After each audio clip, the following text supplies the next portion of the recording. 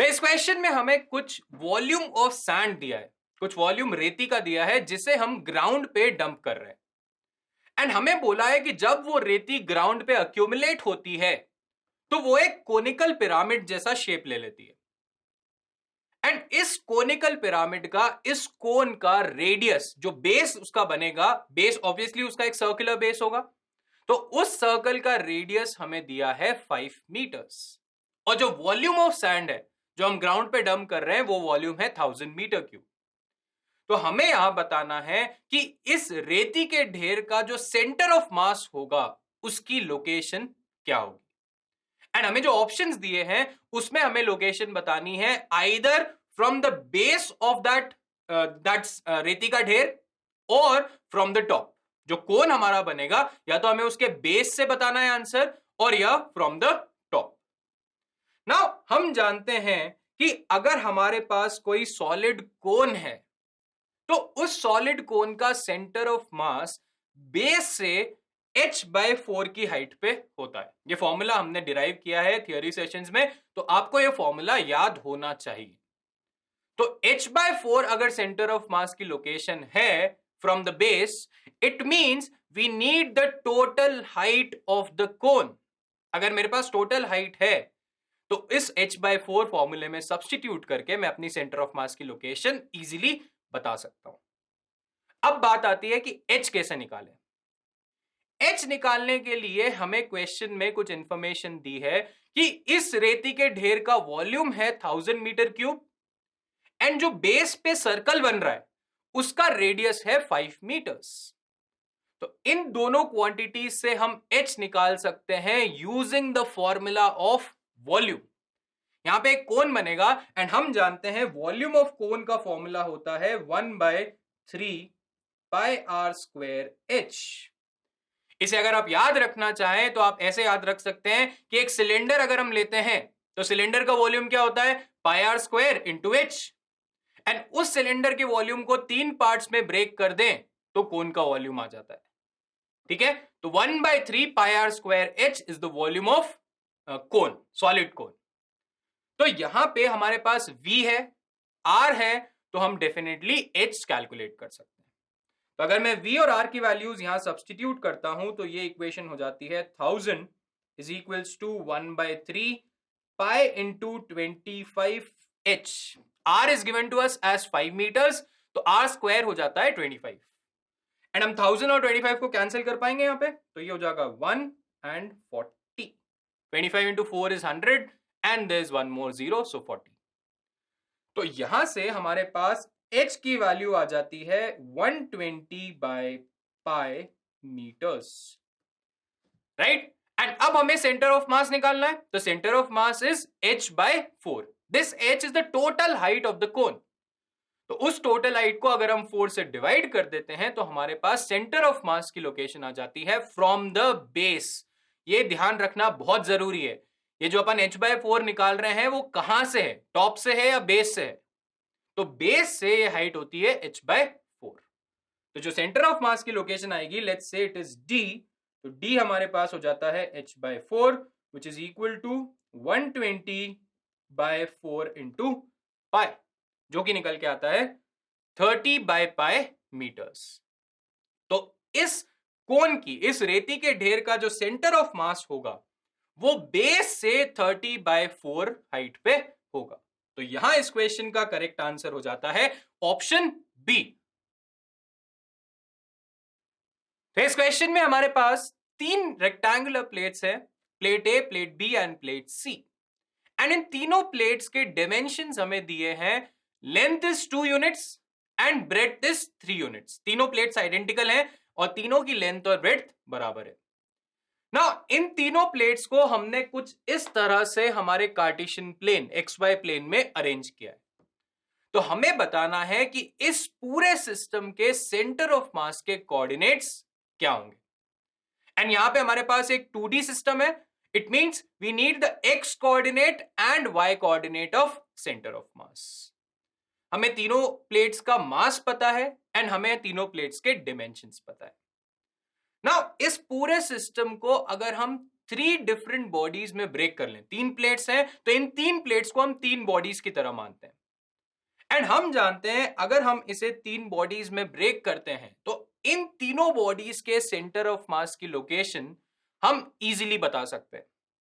ये तीनों ये तीनों जो है वो रेक्टेंगुलर प्लेट्स हैं एंड रेक्टेंगुलर प्लेट का सेंटर ऑफ मास उसके ज्योमेट्रिकल सेंटर पे होता है, ये हम जानते हैं। तो अगर मैं प्लेट ए की बात करूं तो प्लेट ए का सेंटर ऑफ मास कुछ इस पॉइंट पे होगा, point P, which is the geometrical centre of this plate. Plate B का सेंटर ऑफ मास इस पॉइंट पे होगा, point Q, and similarly C का सेंटर ऑफ मास होगा पॉइंट एस पे। एंड अब मैं इन तीनों पॉइंट्स के कोऑर्डिनेट्स की बात करूं तो मैं इजीली निकाल सकता हूं। Let's talk about point P first. Point P में अगर हम एक्स डायरेक्शन में देखें तो इस रेक्टेंगुलर प्लेट की जो पूरी लेंथ है वो हमें दी है 2 यूनिट्स, तो डेफिनेटली उसका जो सेंटर होगा वो होगा हाफ ऑफ द लेंथ पे, and half of the length means 2/2 which is 1 unit. तो इस पॉइंट पी का एक्स कोऑर्डिनेट आ जाता है 1। अब बात करते हैं वाई कोऑर्डिनेट की। वाई कोऑर्डिनेट के लिए अगर मैं इसकी विड्थ की बात करूं तो विड्थ है 3 यूनिट्स, बट वो 3 यूनिट्स है आफ्टर 3 यूनिट्स। यहां पे हमारे पास ऑलरेडी एक प्लेट मौजूद है जिसकी विड्थ है 3 यूनिट्स, तो उस 3 के बाद हमें और कितना जाना है, 3 प्लस 3/2 विच इज 4.5।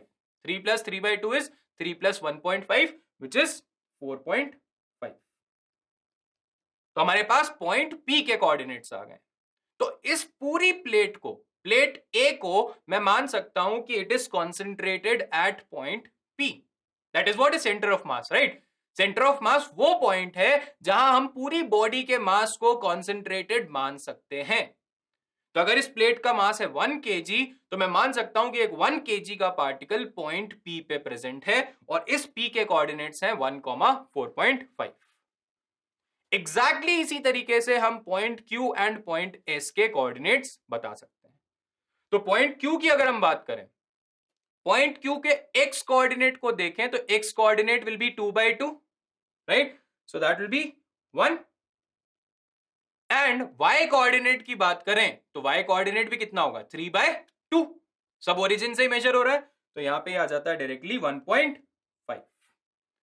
अब पॉइंट एस की बात करते हैं तो पॉइंट पी क्यू आर लेना था वैसे, बट ठीक है एस ले लिया, पॉइंट को नाम ही देना है तो एस दे दिया मैंने। तो एस पॉइंट की अगर हम बात करें तो उसके कोऑर्डिनेट्स, एक्स कोऑर्डिनेट कितने होंगे, एक प्लेट पूरी आ गई पहले तो यहां पे इस एरिया में, तो इस प्लेट की एक्स कोऑर्डिनेट या लेंथ कितनी होगी, 2 यूनिट्स, एंड उसके बाद हमें जाना है L/2 विच इज 1 मोर, तो एक्स कोऑर्डिनेट हो जाता है 3 एंड वाई कोऑर्डिनेट कितना होगा, width by half which is 1.5। अब हमारे पास तीनों सेंटर ऑफ मास के कोऑर्डिनेट्स आ चुके हैं एंड हम बोल सकते हैं पॉइंट पी पे कितना मास कॉन्सेंट्रेटेड है, 1 kg, पॉइंट क्यू पे कॉन्सेंट्रेटेड है 2 kg एंड पॉइंट एस पे कॉन्सेंट्रेटेड है 3 kg।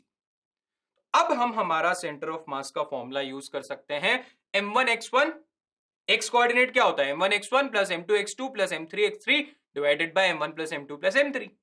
तो यहां से एक्स कोऑर्डिनेट क्या आएगा, फटाफट लिख दो, फॉर्मूले में सब्स्टिट्यूट करना है सिर्फ।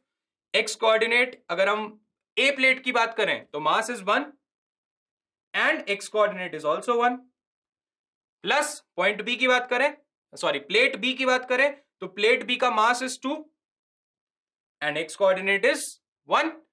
प्लेट सी पे चलते हैं तो वो हो जाता है mass is 3 and x coordinate is 2 plus 1 which is 3 and that divided by the total mass कितना होगा, 1 plus 2 plus 3 which is 6।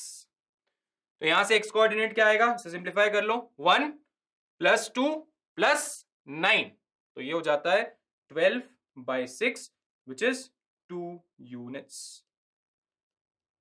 Right. तो हमारे पास x कोऑर्डिनेट आ गया है।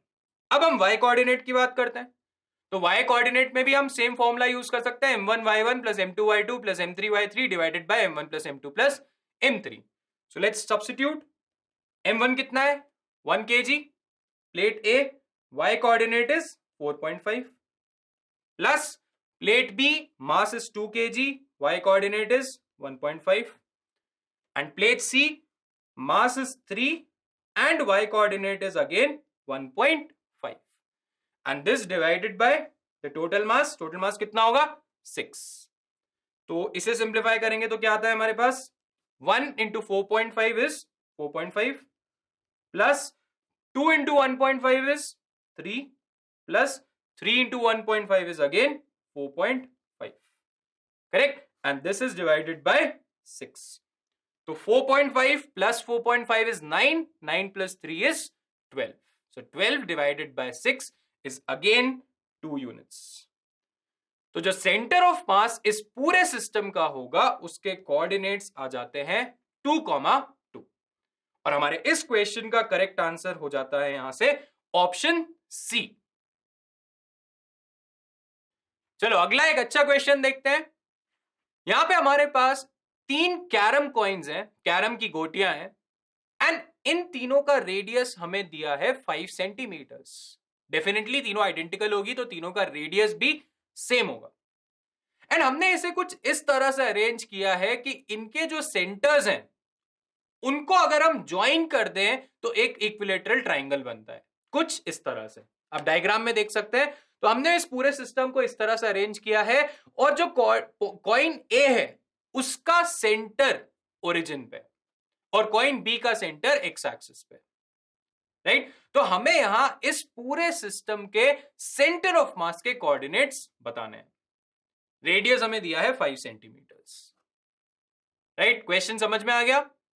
तो अब सबसे पहले हम यह समझते हैं कि सेंटर ऑफ मास निकालने के लिए हमें चाहिए क्या. अगर हम इस पूरे सिस्टम में देखें तो हमारे पास 3 बॉडीज हैं, बॉडी 1, बॉडी 2, बॉडी 3, और बॉडी ए, बॉडी बी, बॉडी सी. इन तीनों बॉडीज के मास को हम मान लेते हैं m. तीनों आइडेंटिकल हैं तो तीनों के मास सेम होंगे, हम मान लेते हैं वो मास m है. अब दूसरी चीज जो हमें चाहिए वो चाहिए इन तीनों बॉडीज के सेंटर ऑफ मास के कोऑर्डिनेट्स. ये तीनों सिमेट्रिक बॉडीज हैं, सर्कल्स हैं, तो डेफिनेटली इनके जो सेंटर ऑफ मास होंगे वो सेंटर पे लाई करेंगे. तो हमें इन तीनों बॉडीज के सेंटर्स के कोऑर्डिनेट्स चाहिए सबसे पहले. तो आइए उन कोऑर्डिनेट्स को फाइंड करते हैं. अगर कॉइन ए की बात करें तो क्या हमें कोऑर्डिनेट्स निकालने की जरूरत है? डायरेक्टली हमें क्वेश्चन में बोला है कि कॉइन ए के सेंटर को हमने ओरिजिन पे रखा है, तो हम मान लेते हैं ए का जो कोऑर्डिनेट हो गया वो है 0,0. करेक्ट?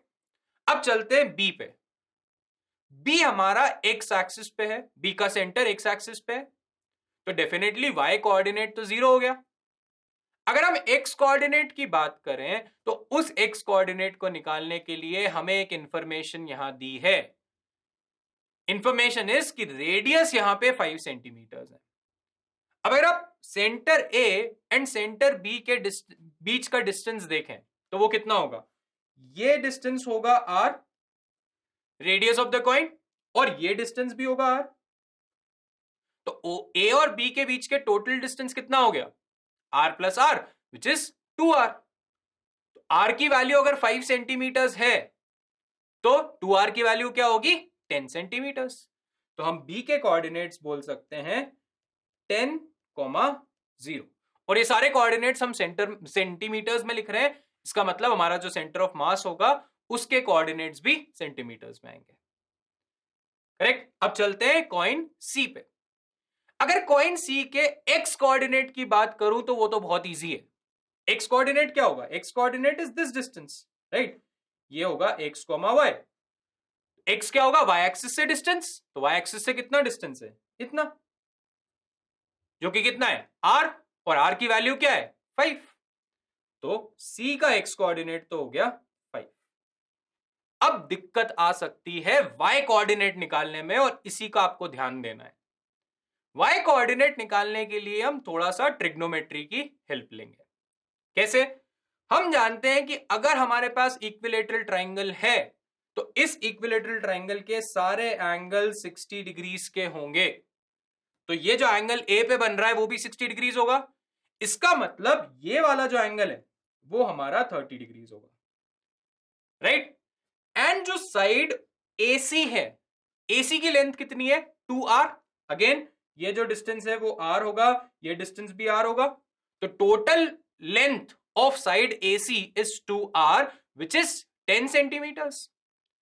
तो क्या हम बोल सकते हैं कि ये जो हमारा डिस्टेंस है, let's take this point as D, जो डिस्टेंस AD होगा वो AC cos 30 आएगा, cos कंपोनेंट, या फिर ट्रिग्नोमेट्री से लिख लो cos ऑफ 30 क्या आएगा, cos 30 is base upon hypotenuse, तो उससे भी हम लिख सकते हैं AD is equals to AC cos 30।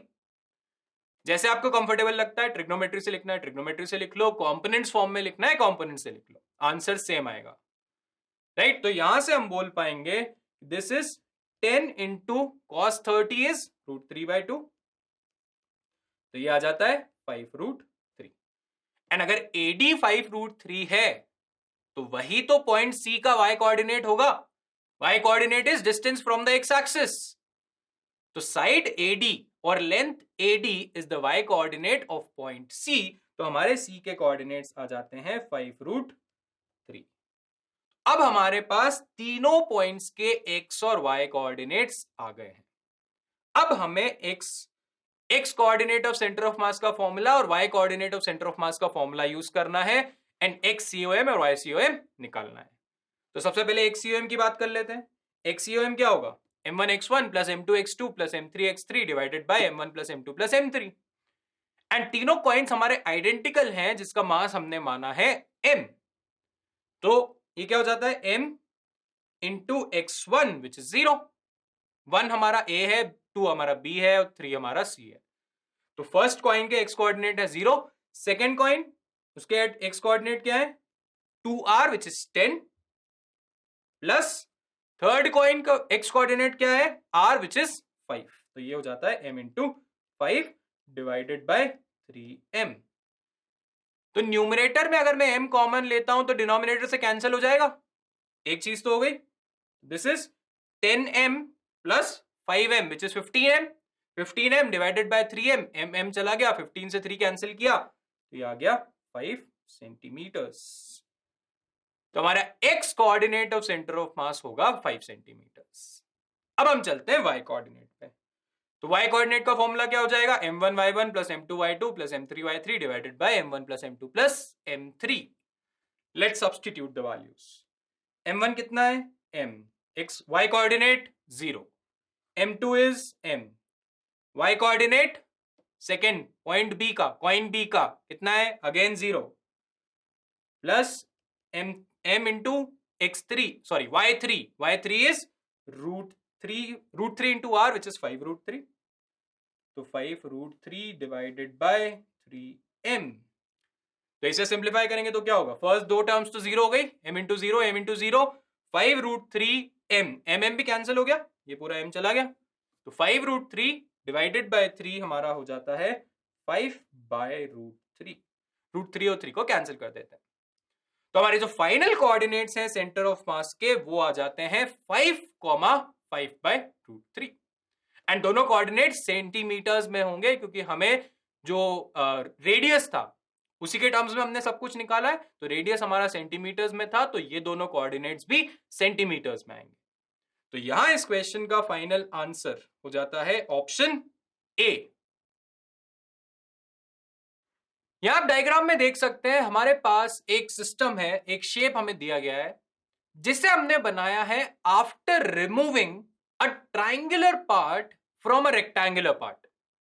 एक रेक्टेंगुलर यूनिफॉर्म शीट थी हमारे पास, उसमें से हमने कुछ इस तरह से जो ब्लैक पोर्शन है कुछ ऐसा एक ट्राइंगल यहां से हमने रिमूव कर दिया है। तो हमें यहां बताना है कि इस सिस्टम के सेंटर ऑफ मास, इनिशियली अगर हम माने इनिशियली जो रेक्टेंगुलर शीट थी उसका सेंटर ऑफ मास उसके ज्योमेट्रिकल सेंटर पे होगा, और अब जो हमारे पास सिस्टम है उसका सेंटर ऑफ मास कहीं लेफ्ट साइड में शिफ्ट हो जाएगा क्योंकि हम राइट साइड से मास को रिमूव कर रहे हैं। तो हमें बताना है कि यहां सेंटर ऑफ मास में कितना शिफ्ट आएगा। नाउ हम जानते हैं, अगर हम अपनी एक्स और वाई एक्सिस कुछ इस तरह से डिफाइन कर देते हैं कि इनिशियल जो सेंटर ऑफ मास था रेक्टेंगुलर प्लेट का वो ओरिजिन पे है, एंड हमने इसे एक्स एक्सिस के अबाउट सिमेट्रिकली ऊपर और नीचे से काटा है, या हमने इसे सिमेट्रिकली एक्स एक्सिस के अबाउट प्लेस कर दिया है। नाउ अगर हम वाई एक्सिस में बात करें तो वाई एक्सिस में सेंटर ऑफ मास में कोई शिफ्ट नहीं आने वाला है, क्योंकि हमने एक्स एक्सिस के अबाउट सिमेट्रिकली इसे ऊपर और नीचे से इक्वली कट किया है। राइट, आप डायग्राम में देख सकते हैं कि जितना पार्ट ऊपर से रिमूव हुआ है उतना ही पार्ट एक्स एक्सिस के नीचे से रिमूव हुआ है। इसका मतलब यहां पे y coordinate of centre of मास में कोई शिफ्ट नहीं आएगा। तो हमें x coordinate of centre of मास, नया जो x कोऑर्डिनेट आएगा वो हमें यहां कैलकुलेट करना है। तो हम बोल सकते हैं ये जो हमारा सिस्टम है, ये जो लैमिना आप डायग्राम में देख रहे हैं, ये कैसे बना। पहले हमारे पास एक रेक्टेंगुलर प्लेट थी, राइट, एक रेक्टेंगुलर प्लेट थी कुछ ऐसी।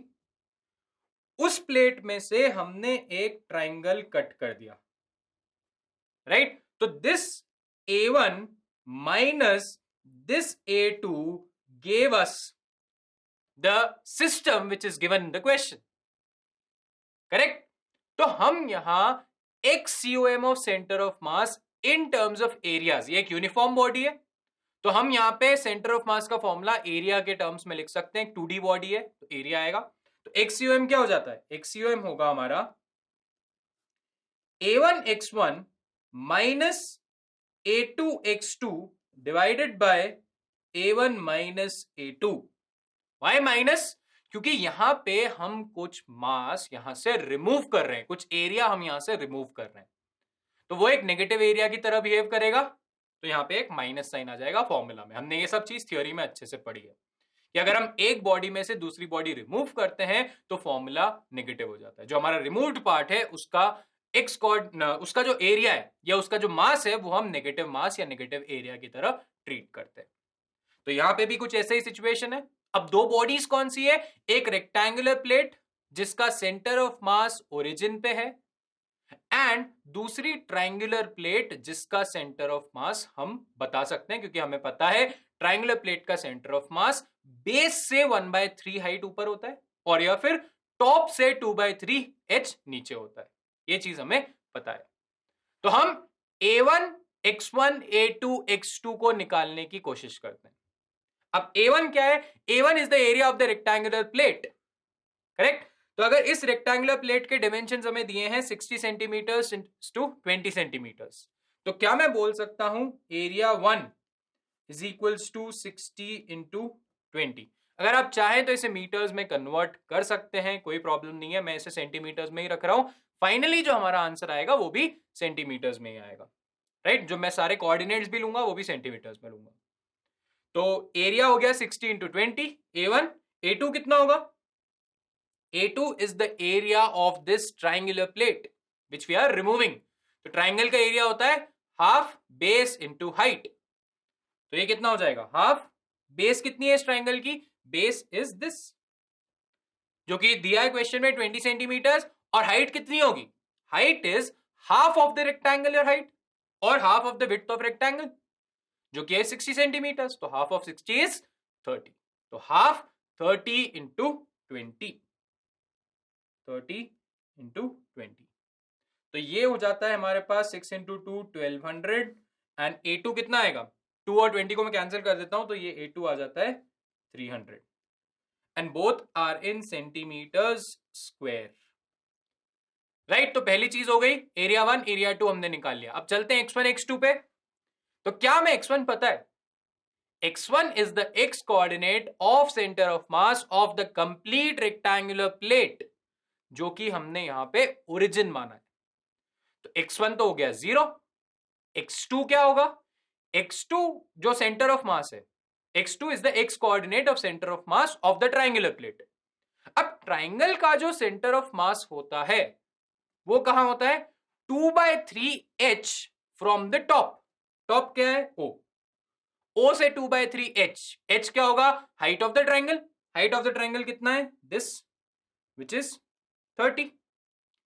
तो 2/3 h कितना हो गया, हम मान लेते हैं D पे इसका सेंटर ऑफ मास है, तो D कितना हो गया 2/3 h which is 2/3 of 30 which is 20 centimetres.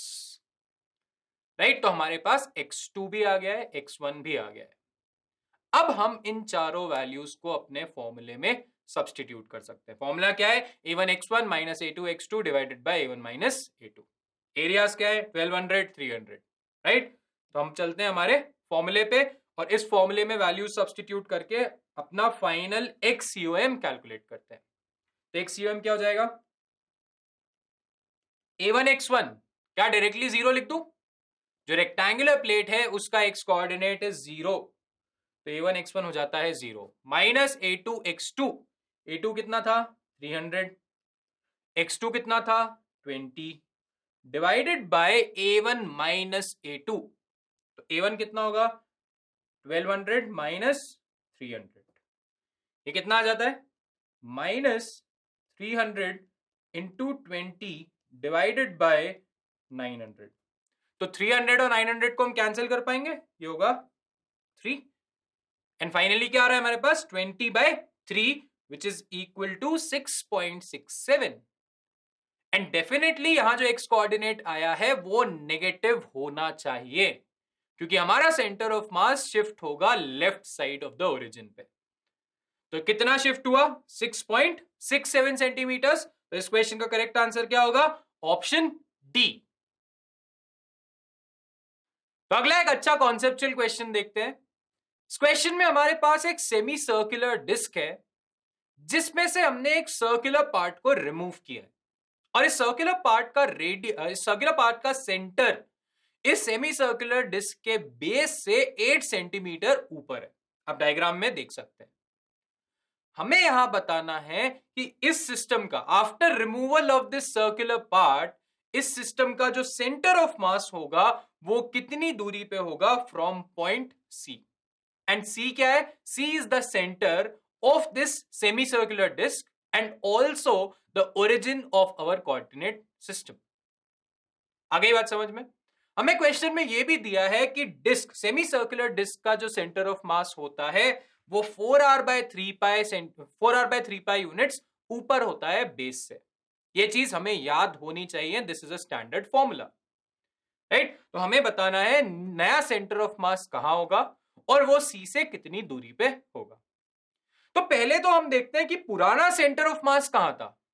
पुराना सेंटर ऑफ मास, जब ये पूरी सेमी सर्कुलर डिस्क थी, जब हमने कुछ रिमूव नहीं किया था, तो पुराना सेंटर ऑफ मास कहां होगा? y coordinate of centre of मास जो आएगा वो होगा 4r/3π, करेक्ट। और r हमें क्वेश्चन में दिया है 6π। इट मींस ये हो जाता है 4 इंटू 6π डिवाइडेड बाय 3π, जो कि आता है 8 सेंटीमीटर्स। तो पुराना सेंटर ऑफ मास उसी पॉइंट पे है जहां से हमने सिमेट्रिकली एक सर्कुलर पार्ट को रिमूव किया है, राइट। ये चीज यहां समझ आ गई। तो हमें बताना है कि सेंटर ऑफ मास में कितना शिफ्ट आएगा। अब इस क्वेश्चन को समझने के लिए मैं आपको एक सिचुएशन एक्सप्लेन करता हूं।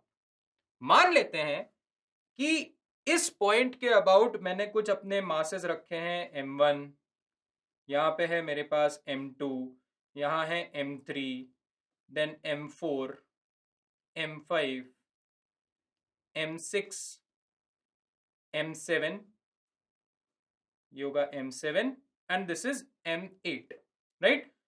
एंड सारे मासेस जो है हमारे आइडेंटिकल हैं, तो उसका जो सेंटर ऑफ मास होगा, इस पूरे सिस्टम का सेंटर ऑफ मास कहां आएगा?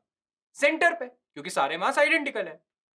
अब अगर मैं आपसे बोलूं कि मैंने अगर m3 को हटाया तो सेंटर ऑफ मास कहां जाएगा?